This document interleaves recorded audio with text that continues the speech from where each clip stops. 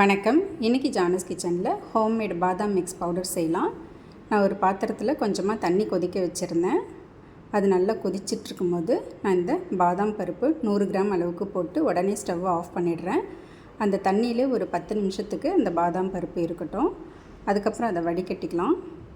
இந்த மாதிரி வடிச்சிட்டு அந்த தோலெல்லாம் ரிமூவ் பண்ணிடலாம். இந்த மாதிரி பிடிச்சி அமுக்குனாலே அந்த தோலெல்லாம் ஈஸியாக வந்துடும். இப்போ இதை ஒரு துணியில் போட்டு பரத்தி வச்சு அது கொஞ்சம் ட்ரை ஆகிற அளவுக்கு வெயிட் பண்ணலாம். ஒரு 10-15 நிமிஷம் அப்படியே விட்டுடலாம். நல்லா ட்ரை ஆகிடும். இப்போ இதை கடாயில் போட்டு லோ டு மீடியம் ஃப்ளேமில் வச்சு அந்த ஈரத்தன்மைலாம் இல்லாத மாதிரி இதை வறுத்துக்கலாம். கருகிடாமல் லேசாக வறுத்து எடுத்துக்கலாம்.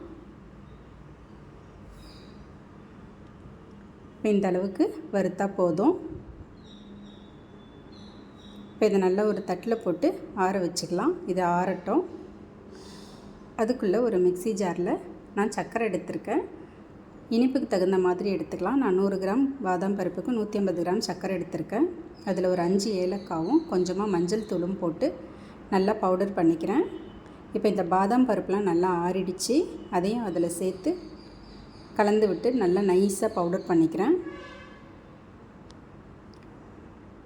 அவ்வளோதாங்க, பாதாம் மிக்ஸ் பவுடர் ரெடி ஆகிடுச்சு.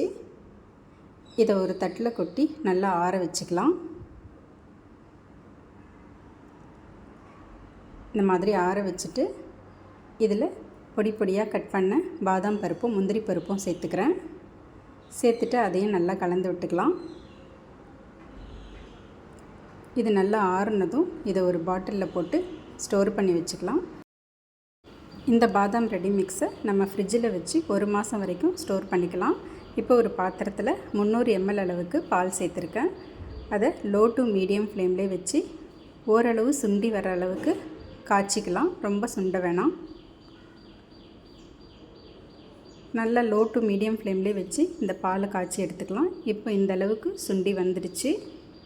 இப்போ பால் ரெடி ஆகிடுச்சு. இந்த பால் கூட நான் 2 டேபிள் ஸ்பூன் அளவுக்கு நம்ம ரெடி பண்ணி வச்சுருந்த பாதாம் மிக்ஸ் பவுடரை சேர்த்துக்கிறேன். சேர்த்துட்டு நல்லா கலந்து விட்டுட்டு 1 நிமிஷத்துக்கு ஸ்டவ்லேயே இருக்கட்டும். லோ ஃப்ளேம்லேயே வச்சு இந்த மாதிரி கலந்து விட்டுட்டு ஸ்டவ் ஆஃப் பண்ணிடலாம். அவ்வளோதாங்க, ஒரு ஹெல்த்தியான பாதாம் மில்க் ரெடி ஆகிடுச்சு. இதை நம்ம வேணும்னா சூடாகவும் சர்வ் பண்ணிக்கலாம். அப்படி இல்லைன்னா இந்த மாதிரி கலந்து ஃப்ரிட்ஜில் வச்சு இந்த வெயிலுக்கு நல்லா சில்லுன்னு குடிக்கலாம். ஒரு நல்ல ஹெல்த் ட்ரிங்க் இது. தேங்க்ஸ் ஃபார் வாட்சிங்.